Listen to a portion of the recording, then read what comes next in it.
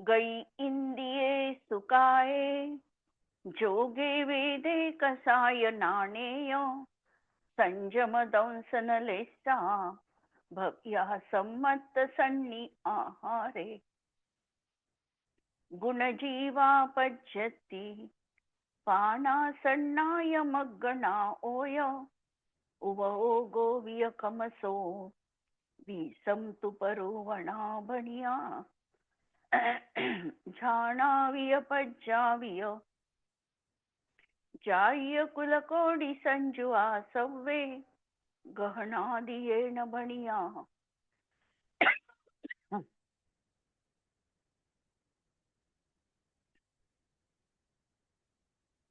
कमेन 24 ठाणाणी. अंतिम शासन नायक 1008 भगवान महावीर स्वामी की जय. द्वादशांग श्रुतदेवी की जय. स्वाध्याय कक्ष संपेपर्यंत आपणा सर्वांना चतुर्विध आहाराचा त्याग असणार आहे.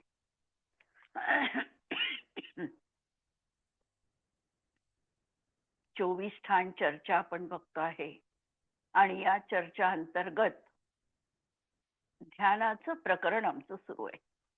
मोक्ष मार्गामध्ये अत्यंत महत्वपूर्ण भूमिका कशाची असेल तर ती ध्यानाची आहे. प्रत्येक तीर्थंकरांच्या कालामध्ये आम्ही बघतो की मुनी झाल्यापासून त्यांनी ध्यानावस्था प्रारंभ केलेली आहे. पूर्ण छद्मस्त काळ त्यांचा मौनामध्ये व्यतीत झाला. एक शब्दही ते बोलले नाही. आहार घ्यायला गेले परंतु उपदेश नाही. अशा प्रकारे छद्मस्त काल ध्यानामध्ये पूर्णतः त्यांनी व्यतीत केला. असं हे ध्यानाचं अतोनात महत्व ज्ञान प्राप्तीमध्ये असणार आहे. केवळ ज्ञानाची प्राप्ती होण्यासाठी महत्वपूर्ण जे ध्यान सांगितलं ते 2 नंबरचं शुक्ल ध्यान, एकत्व वितर्क अविचार नावाचं. की ज्या वेळेला योग आता एकच राहिलेला आहे, बाकीच्या 2 योगांची पलटणी बंद झालेली आहे. तत्वार्थ सूत्रात उमास्वामी आचार्यांनी सूत्र दिलं, शुक्ल ध्यानाचे स्वामी कोण? त्रैक योग काय योगा योगानाम, हे सूत्र दिलं. त्रैक योग, त्रैक याचा अर्थ त्रि आणि एक, म्हणजे पहिलं शुक्ल ध्यान 3 योग वाल्याला आहे. दुसरं शुक्ल ध्यान 1 योग वाल्याला आहे. नंतर सांगितलं काय योग आणि अयोगानाम. काय योग वाल्याला 3रं शुक्ल ध्यान आणि अयोगी जीवांना 4थं शुक्ल ध्यान. आणि 4थं शुक्ल ध्यान मोक्षाचं साक्षात कारण त्या ठिकाणी आहे. असं हे ध्यानाचं प्रकरण आम्ही बघतो आहे. काल आम्ही चार्ट बघितला 3 आर्त ध्यानामध्ये. आता आपल्याला पुढे प्रश्न पाहायचे आहे. यहाँ कौन कौन से आर्त ध्यान करणे चाहिए? आर्त ध्यान कोणते कोणते या ठिकाणी सांगितलेले आहे? कोणत्या ध्यानाबद्दल? 3 आर्त ध्यान सांगितले. 3 आर्त ध्यानात कोणते ध्यान सांगितले आहे बा? तो यहाँ पर अनिष्ट संयोगज, इष्ट वियोगज आणि वेदना आर्त ध्यान इनका ग्रहण करना चाहिए. 3 आर्त ध्यान या ठिकाणी घ्यायला पाहिजे. अनिष्ट संयोगज, इष्ट वियोगज आणि वेदना. तसं आपण याचं स्वरूप बघितलेलं आहे, पण आता या ठिकाणी आणखी क्लिअर आपल्याला पाहायला मिळेल. अनिष्ट संयोगज आर्त ध्यान किसे कहते हैं? विष, कंटक, शत्रु, शस्त्र आदि जो अप्रिय पदार्थ है वे बाधा के कारण होने से अमनोज्ञ कहे जाते हैं. आपल्याला प्रतिकूल असलेल्या ज्या काही गोष्टी आहे त्या आमच्यासाठी आम्हाला आवडत नाही, अशा वस्तू आमच्यासाठी अमनोज्ञ म्हटल्या जातात. किंवा काही गोष्टी अमनोज्ञच आहे, जसा विषप्रयोग, कंटकाचा प्रयोग म्हणजे काटा लागला, शत्रू, शस्त्र हे अप्रिय अमनोज्ञ अशा वस्तू आहे. उनका संयोग होने पर वे मेरे कैसे न हो, इस प्रकार संकल्प चिंता प्रबंध स्मृति समन्वहार यह अनिष्ट संयोगज नाम का आर्त ध्यान है. तर अशा प्रकारचा चिंता प्रबंध करणं, संकल्पपूर्वक एका अग्रावर ध्यान केंद्रित करणं, स्मृती समन्वहार, अशा प्रकारे त्याला एकाग्र चिंता निरोध नावाचं, एकाग्र चिंता निरोध असं ध्यानाचं स्वरूप सांगून त्याला स्मृती समन्वहार म्हटलेलं आहे. असं हे अनिष्ट संयोगज नावाचं पहिलं अर्थध्यान आहे. दुखकारी विषयों का संयोग होने पर यह कैसे दूर हो, इस प्रकार विचारता हुआ जो विक्षिप्त चित्र की चेष्टा हो उसके अनिष्ट संयोग अर्थ ध्यान होता है. दुःखकारी पदार्थांचा जर आम्हाला संयोग झाला, एखादी भाजी आम्हाला आवडत नाही आणि ती जबरदस्तीने आम्हाला खायला भाग पाडलं, अनिष्ट काय झाला? संयोग. याच्यामध्ये आम्ही त्या ठिकाणी आकुल व्याकुल होतो. जिभेचे चोचले आम्हाला महत्वपूर्ण वाटतात. एका पात्रातून दुसऱ्या पात्रात आम्हाला अन्न ठेवायचं आहे ही भूमिका आमची विसरतो आणि तेव्हा आमचं हे अशा प्रकारचं अनिष्ट संयोगज अर्थध्यान त्या ठिकाणी होऊ शकतं. अनेक अशा गोष्टी आमच्या जीवनात आहे की ज्या आम्हाला नको आहे आणि त्यांचा संयोग आमच्यावर येऊन पडतो, त्यावेळेला हे ध्यान आमच्याकडून होतं. आत्मा को अनिष्ट लगने वाले दुःखकारी विषयों के साधन कौन कौन से है? वास्तविकतः साधनांमध्ये कोणतंही साधन इष्ट किंवा अनिष्ट नाही. असं असताना वस्तुतत्व तर जसं आहे तसं आहे. काटा आपल्या स्वभावाने विद्यमान आहे, शस्त्र आपल्या स्वभावाने आहे, विष आपल्या स्वभावाने विद्यमान आहे. त्याच्यामध्ये इष्ट किंवा अनिष्टपणा नाही, परंतु तरी देखील आम्हाला ते उपकारी नाही. आम्हाला बाधा उत्पन्न करतात, आमच्यासाठी ते दुःखाचं कारण आहे आणि म्हणून त्याला आम्ही अनिष्ट अशा प्रकारचं म्हणत असतो. म्हणून आत्मा को अनिष्ट लगने वाले म्हणजे अशा प्रकारचे दुःखकारी विषय साधन कोणते आहे? आत्मा को अनिष्ट लगने वाले दुःखकारी विषयों के साधन दो प्रकार के है, बाह्य साधन आणि अंतरंग साधन. बाह्य साधन पण दोन प्रकारचं आहे. चेतन साधन, जसं आपल्याला एखादी व्यक्ती आवडत नाही आणि तरीही त्या व्यक्तीचा समागम जर झाला तर त्या ठिकाणी अशा प्रकारे हे ते अनिष्टकारी किंवा आम्हाला उपकारी नाही, दुःखकारी आहे, असं हे चेतन रूप साधन. आणि दुसरं अचेतन साधन. अचेतन साधन तर जितक्या जड वस्तू आहेत ते सगळं आमच्यासाठी अनिष्ट साधन, म्हणजे त्यामध्ये जे आवडत नाही ते आमच्यासाठी अनिष्ट साधन बनू शकतं. अंतरंग साधन दो प्रकार का है. शारीरिक साधन वात आदि के प्रकोप से उत्पन्न उदरशूल, नेत्रशूल, दंतशूल आदि नाना प्रकार की दुस्सह बीमारियां आदि. जर आमच्या शरीरामध्ये व्याधी उत्पन्न झाली तर त्या ठिकाणी त्या व्याधीचा वात पित्त कफ याचा जर प्रकोप झाला तर ते आमच्यासाठी अनिष्ट संयोगज अशा प्रकारचं साधन, शारीरिक साधन ठरतं. सहज आठवलं, आत्मानुशासन मध्ये गुणभद्र आचार्य एक सुंदर अशी कारिका ठेवतात आणि ते सांगतात की एखाद्या व्यक्तीने डोक्यावर भार ठेवलेला आहे, ओझं वाहून नेते आहे आणि ओझं वाहून नेत असताना तिला तिचा भार वाटतो. तो भार ती प्रयत्नपूर्वक आपल्या खांद्यांवर धारण करते आणि सुखाचा अनुभव करते.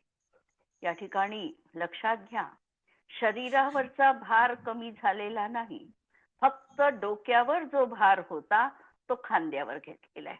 जसं आपण बॅग घेऊन चाललो आहे रस्त्यानी, बॅग घेऊन जात असताना आम्ही ती एका खांद्यावर लटकवली, आमचा खांदा दुखला, ती बॅग काढून आम्ही दुसऱ्या खांद्यावर लटकवतो आणि आम्हाला सुख वाटतं म्हणजे नाही आहे, भार वाटत नाही, कारण मी बदल केला. त्या ठिकाणी बदल केला म्हणून भार वाटत नाही.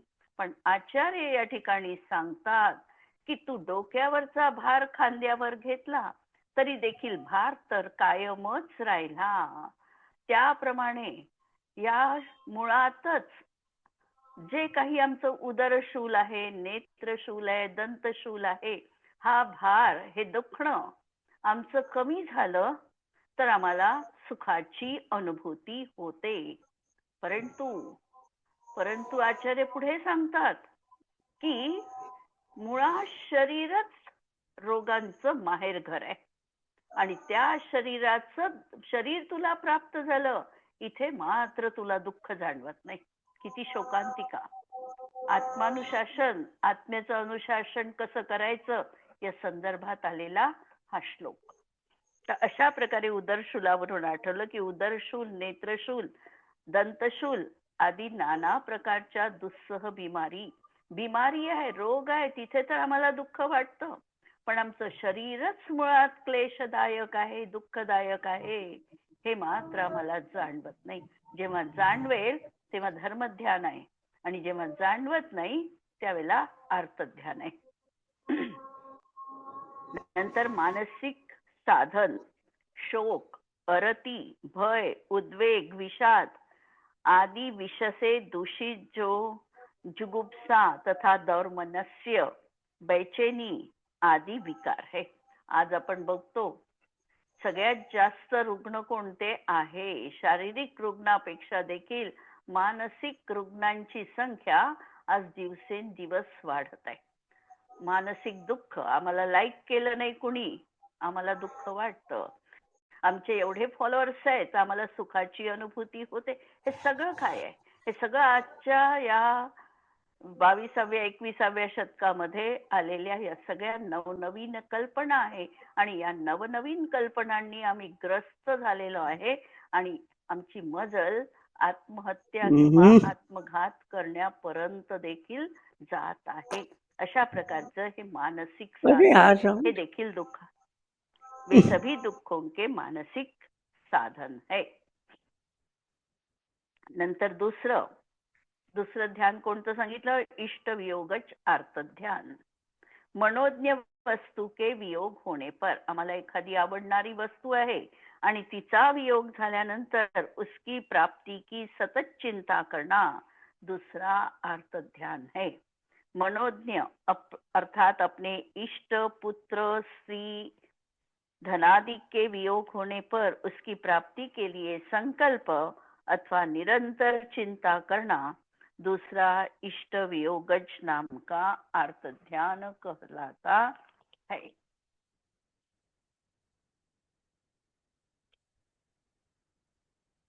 मनोहर विषय का वियोग होने पर कैसे उसे प्राप्त करो, इस प्रकार विचारता हुआ जो दुख की प्रवृत्ति करता है वह भी आर्त ध्यान है.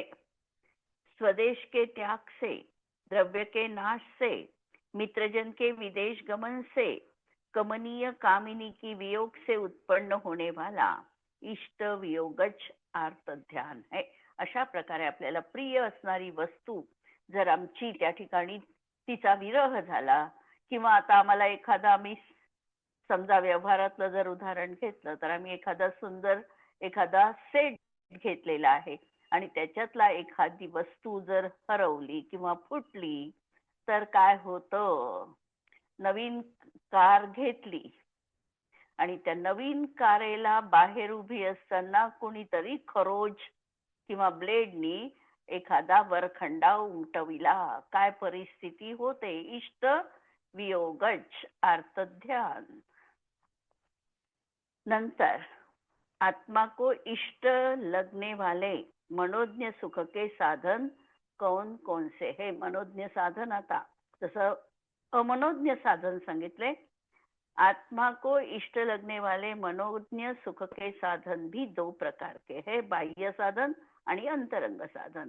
बाह्य साधन भी दो प्रकार के है, चेतन साधन आणि अचेतन साधन. आता एखाद्या वेळेला एखादा प्राणी आपल्याला खूप आवडतो, ते पण चेतन वस्तूमध्ये घ्यायचं, तो पण इष्ट संयोग आहे आमच्या जीवनात. पशु, स्त्री, पुत्र आदि चेतन साधन है आणि अचेतन धनधान्य आदि अचेतन साधन है. अंतरंग साधन भी दो प्रकार के, शारीरिक साधन आणि मानसिक साधन. पित्त आदि 7 धातुओं की समानता से जो आरोग्य अवस्था है वह शारीरिक साधन है. या ठिकाणी आमचं सगळं वातपित्त कफाचं संतुलन आहे.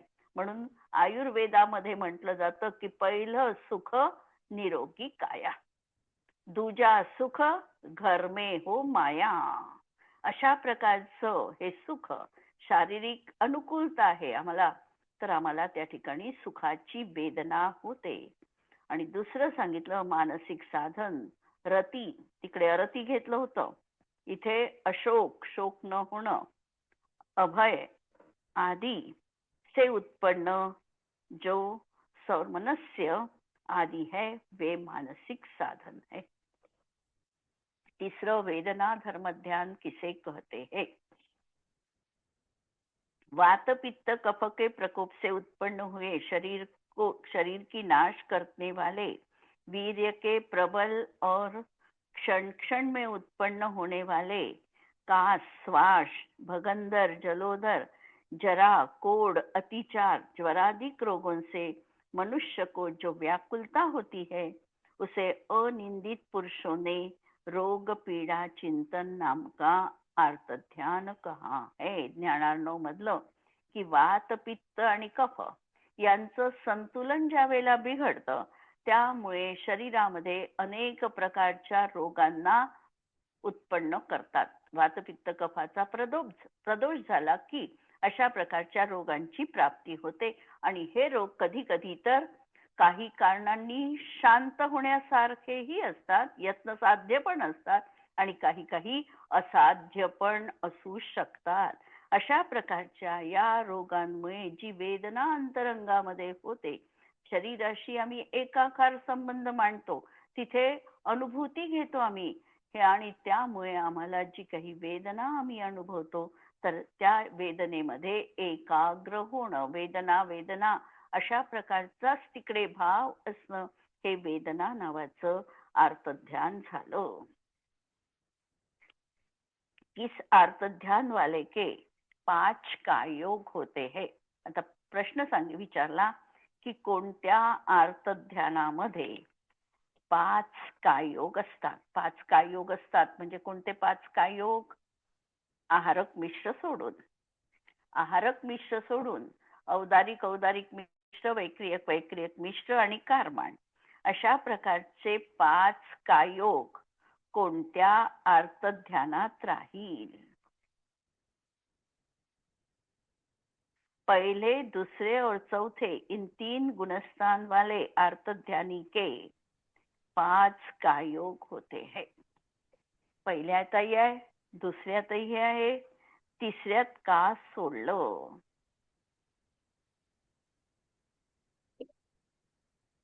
मिश्र काय योग मरणच नाहीये.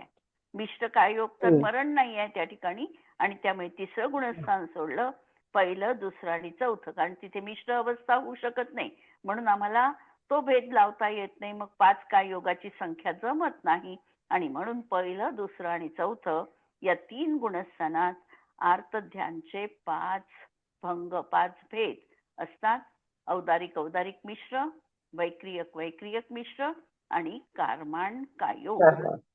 या कारमान कायोग, कारण मरणाची गुणस्थान आहे नाही. मरण झालं तर विग्रह गतीमध्ये काय राहील? कारमान कायोग राहील. म्हणजे 5 योग राहतील त्याला. यहाँ आहारक द्विग बिना 5 काय योग को ग्रहण करना चाहिए. प्रश्न नंतरचा, आर्तध्यानी जीवों के कितनी कषायों का अभाव हो सकता है? आर्तध्यानी चौथ्या गुणस्थानावरती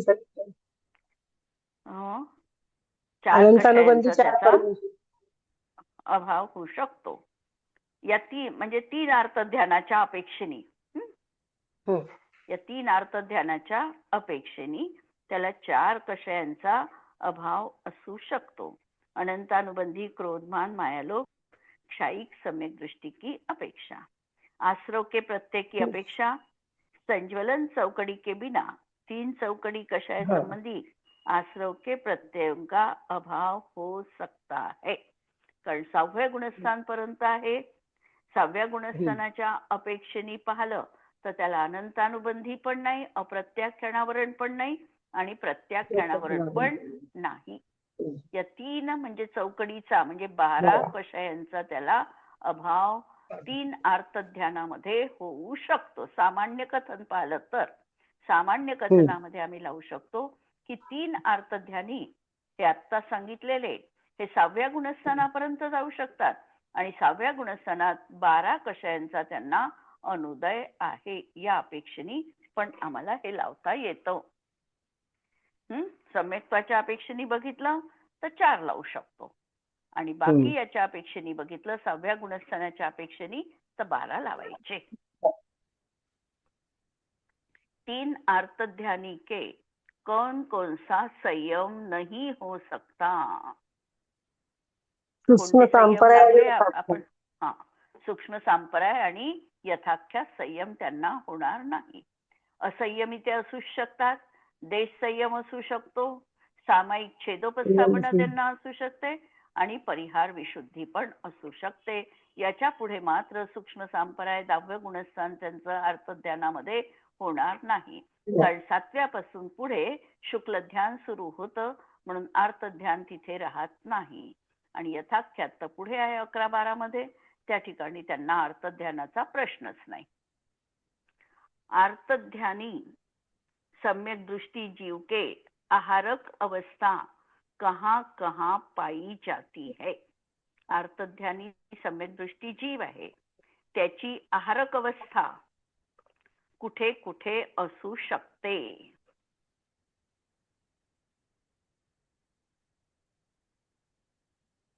आहारक अवस्था म्हणजे मरण नाही. मरण नाही आहे त्या ठिकाणी. म्हणजे तो कुठपर्यंत जाऊ शकतो, कुठपर्यंत सम्यक्त्व सहित. अर्थध्यानी आहे म्हणजे 6व्यापर्यंतच लावायचं आपल्याला हे नक्की. आणि आहारक अवस्था लावायची आहे. आहारक अवस्था लावायची आहे म्हणजे आम्हाला काय लावायचं आहे त्या ठिकाणी, त्याचं मरण नाही आहे तेव्हा ही अवस्था लावायची आहे. म्हणून त्याचं 4थं गुणस्थान राहू शकतं, 5वं राहू शकतं आणि 6वं राहू शकतं, है ना. इन 3 गुणस्थानों में पाए जाते हैं. अर्थध्यानी सम्यक दृष्टि जीव के आहारक अवस्था 4थे, 5वे आणि 6व्या गुणस्थानात असू शकते. समजा मी प्रश्न विचारला की त्यांची अर्थध्यानी सम्यक दृष्टी जीवाची, अर्थध्यानी पण सम्यक दृष्टी, या जीवाची अनाहारक अवस्था कोणत्या गुणस्थानात राहील. 4थ्याच फक्त, एकट्या 4थ्या. कोणत्याही गुणस्थानात 6व्यातही मेला तरी 4थ्यात आहे म्हणून 4थ्यातच राहू शकेल. उपर्युक्त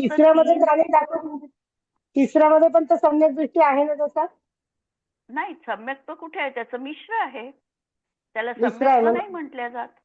गुणस्थान कोणतं आहे त्या ठिकाणी आहारक अवस्था आहे पण सम्यक दृष्टी घेतला ना, पूर्ण सम्यक दृष्टी नाही म्हणून अनंतानुबंधी केला नाही म्हणून.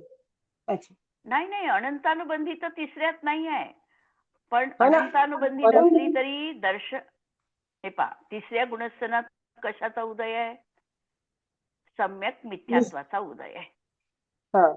सम्यक मिथ्यात्व ही कशाची प्रकृती आहे, दर्शन मोहनीयाची प्रकृती आहे. दर्शन मोहनीयामध्ये देखील सम्यक मोहनीय कसं आहे, सम्यक्त्व मिथ्यात्व हे सर्वघाती आहे. त्याच्यामुळे तिथे त्याची श्रद्धा कशी आहे, त्याला विशिष्ट शब्द दिलेला आहे. तिसऱ्या गुणस्थानात जीवाची श्रद्धा कशी असते, त्याला धड सम्यक्त्व रूपही म्हटल्या जात नाही आणि मिथ्यात्व रूपही म्हटल्या जात नाही. उदाहरण दिलेलं आहे श्रीखंडाचं. दही गुळाच्या मिश्र दह्याचा आंबटपणा पण नाही आणि गोड पण, दही आणि गुळ याचं उदाहरण दिलेलं आहे. किंवा कोणतं दुसरं उदाहरण दिलेलं आहे, आणखी दुसरं उदाहरण दिलेलं आहे, जे आता प्रयोग केला विज्ञानामध्ये, चुना आणि हळद याचा आता प्रयोग झाला ना. चुना आणि हळद यांचं एकत्रीकरण केलं तर काय झालं, लाल रंग तयार झाला. म्हणजे तिसरी अवस्था आहे, मिश्र अवस्था आहे. त्यामुळे तिथे सम्यक्त्व लावायचं नाही, तिथे मिश्रच लावायचं. तो सम्यक्त्वी चौथ्यापासून. ठीक आहे. उपर्युक्त 3 आर्त ध्यान किस किस गुणस्थान में होते हैं. हे 3 ध्यान कोणकोणत्या गुणस्थानात होतात. 6व्या गुणस्थानापर्यंत पहिला, दुसरा, तिसरा, चौथा, पहिला, पाचवा, सहावा. दुसरा, तिसरा, चौथा, पाचवा आणि 6. म्हणजे 1 ते 6 गुणस्थान पर्यंत ही 3 आर्त ध्यान जीवाला असू शकतात. आता या ठिकाणी थोडा आम्हाला फरक असा करता येऊ शकतो की सम्यक्त्व झाल्यानंतर त्याला जरी अशा प्रकारचं इष्टवियोगज, अनिष्ट संयोगज हे आर्त ध्यान असेल किंवा वेदनाजन्य देखील आर्त ध्यान असेल, तरीही श्रद्धा अपेक्षेनी त्याच्या मनस्थितीमध्ये फरक आहे. पहिल्या गुणस्थानात जे परवस्तूंचं तादात्म्य मानून तो ध्यान करतो, तशा प्रकारचं ध्यान चौथ्या गुणस्थानात त्याचं असणार नाही. त्याविषयी तो चिंतन सुरू राहील. पण श्रद्धा कशी आहे? कोणतीही वस्तू इष्टकारी नाही, अनिष्टकारी नाही, ही श्रद्धा कायम आहे. शारीरिक वेदना सहन करत असताना माझं दुखते हे शब्द तो उच्चारेल. उपचारही करून घेईल कदाचित.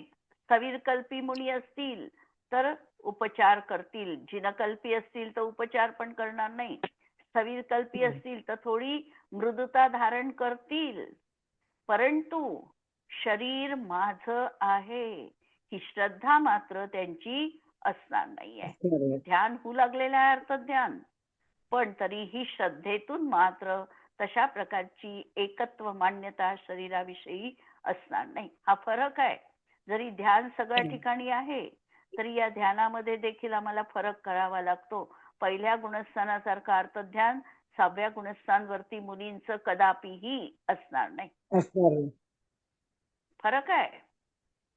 कारण कशाय गेलेले आहे, अनंतानुबंधी गेलेले आहे, अप्रत्याख्यानावरण गेले आहे, प्रत्याख्यानावरण कशाय गेलेले आहे.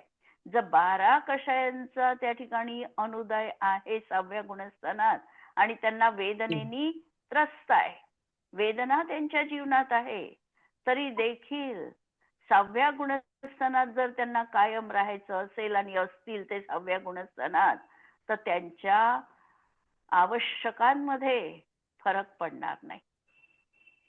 दुखलं तरी सामायिकाची वेळ ते पाळतीलच. त्यांचे जे षट आवश्यक आहे, समता, स्तुती, वंदना, प्रतिक्रमण, प्रत्याख्यान, स्वाध्याय, हे त्यांच्या जीवनात होईलच. वेदनाजन्य इकडे मनात चिंतनही सुरू आहे, वेदनेचं अनुभवनही करतात आहे, आणि तरी देखील तिथे आवश्यक पूर्ती आहे.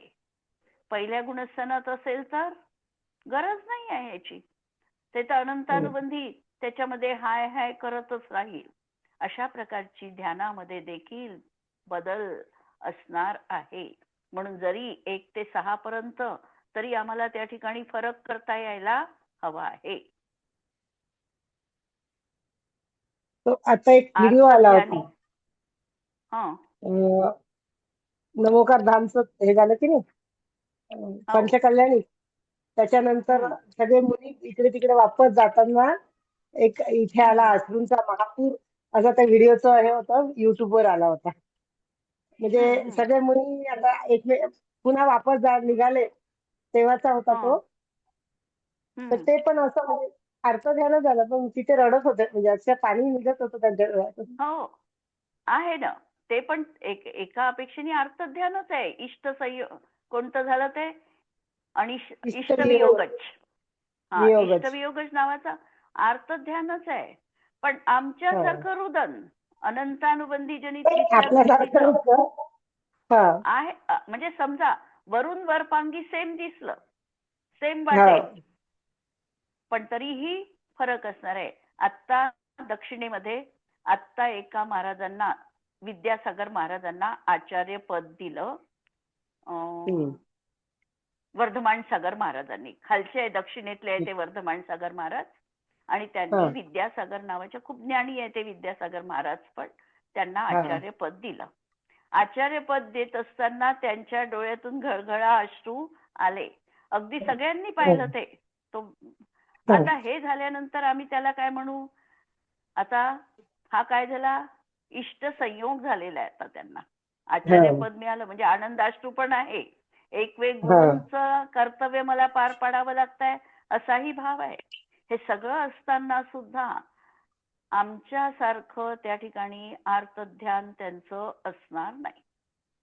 फरक आहे दोन ध्यानात. आर्तध्यानी चक्षुदर्शनी के कितने प्राण हो सकते है. आर्तध्यानी आहे, चक्षु इंद्रिय आहे, चक्षुदर्शन आहे आणि चक्षुदर्शनामध्ये त्यांना कमीत कमी किती प्राण असतील आणि जास्तीत जास्त प्राणांची संख्या किती असेल. चक्षुदर्शन आहे म्हणजे आम्हाला चतुरेंद्रियापर्यंतचे जीव पण पाहता येऊ शकतात. आणि चतुरेंद्रिय पाहायचंय, चक्षुदर्शन पाहायचंय तर आम्हाला संज्ञी पंचेंद्रिय पण पाहता येतो. कमीत कमी पाहायचं असेल तर 4 इंद्रियवाला पाहावा लागेल. आणि 4 इंद्रियवाल्यांना प्राण किती राहील? 4 इंद्रिय, 1 बल, 1 आयु आणि श्वासोच्छ्वास. 7 हा, इतके प्राण त्यांना राहील. आणि निवृत्त अपर्याप्तकाच्या अपेक्षेने लावले तर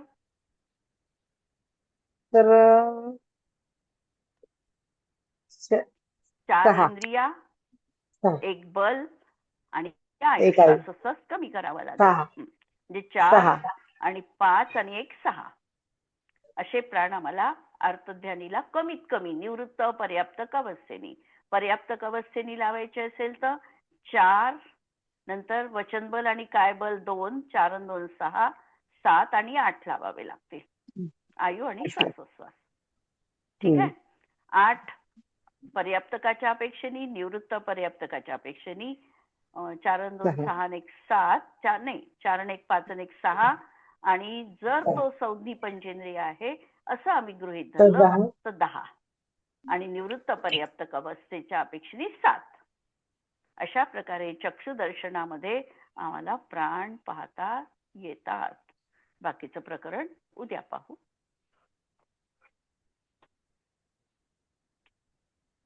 जिनवाणी के ध्यान ते सूझे लोकालोक, सो जिनवाणी मस्तक नमो सदा देत हूँ भो. नमो अरिहंताणम, नमो सिद्धाणम, नमो आयर्याणम, नमो वज्रायाणम, नमो लोए संवत्साहुणम. सर्वांना जय जिनेंद्र.